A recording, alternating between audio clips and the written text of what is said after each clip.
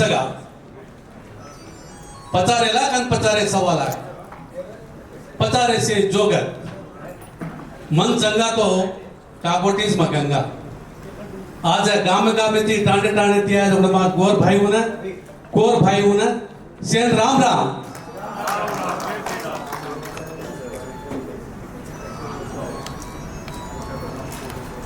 ఈ రోజు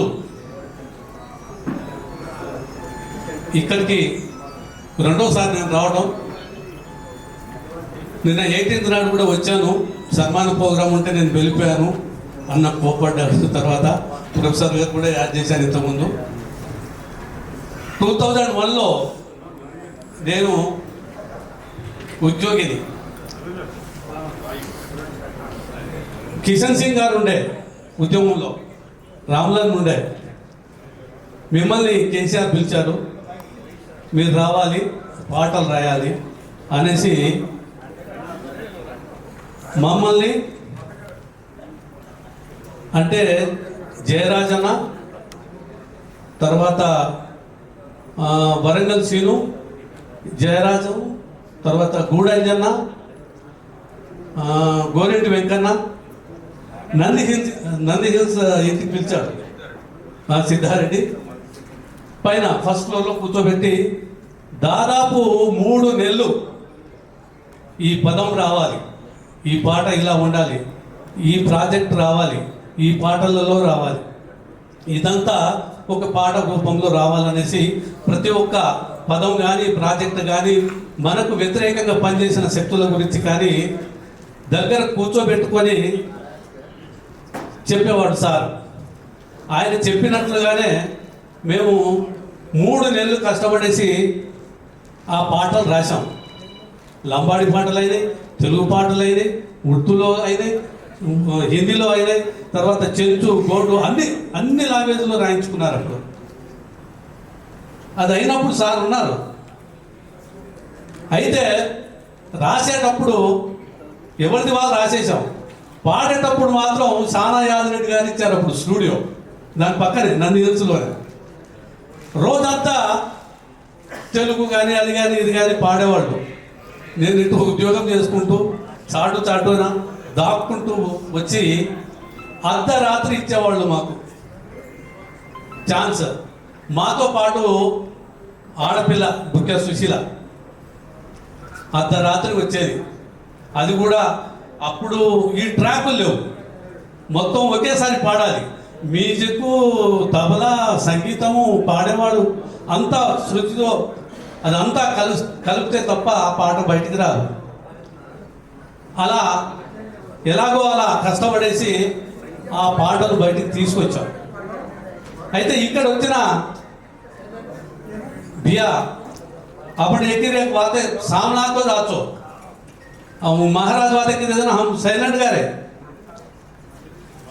అయితే आज ఈరోజు కోర్ जामण ये बामण अपड़ पामण अर्थवी कोरी कोर अपने जामण ये बामण अपने पामण సపట్లు మారతో అస్మాన్ ఆరోగ్యానికి చాలా మంచిది. ఆరోగ్యంగా రచ్చదు ఈ ఫ్లక్చుయేషన్ బాగా రక్తం జనాలు పాట పోలేదన్న సదా ఈ సపట్లు భజన కరదనే సపట్లు మరావు సార్. కసన కనుకతో ప్రతి ఒక్క దానికి మీనింగ్ సార్. అయితే అర్ధరాత్రి పాట అయిన తర్వాత ఈ ఎంతమంది ఉన్నారో అంతమంది కళాకారులు తెలుగులో పాడేవాళ్ళు, ధూమ్ధాంలకు వెళ్ళేవాళ్ళు. కానీ తండాలలో ఈరోజు 15 కోట్ల మంది ఇండియాలో, దాదాపు 10% లంబాడీస్ ఇక్కడ తెలంగాణలో ఉన్నారు. వాళ్ళందరినీ జాగృత పరచాలంటే తెలుగు వాళ్లకు కాదు, సాధ్యం కాదు, ఉర్దూ వాళ్లకు కాదు, ఈ లంబాడి భాషలోనే చెప్తే వాళ్ళు గుండెకు హత్తుకుంటారన్న ఉద్దేశంతో సార్ అది పెట్టారు. మేము కూడా తండాలలో వెళ్ళి బంజారా ధూమ్ధాములు పెట్టేసి దాక్కొని మరి ఉద్యోగస్తులం కాబట్టి చాలా భయపడేవాళ్ళం. దెబ్బలు తిన్నాం, మిలిటరీ మార్చిలో మాకు కూడా బాగా తగిలాయి.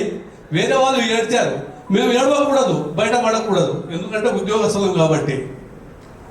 అలాగే ఓపిక పట్టి ఆ దెబ్బలు తినేసి ఉద్యమంలో పాల్గొన్నాం. ఈరోజు దాదాపు 10 సంవత్సరాలు అన్న చెప్పినట్టు 2007లో నాకు బంగారు కంకణం పెట్టారు. ఆ తర్వాత 17లో నాకు అవార్డు ఇచ్చారు.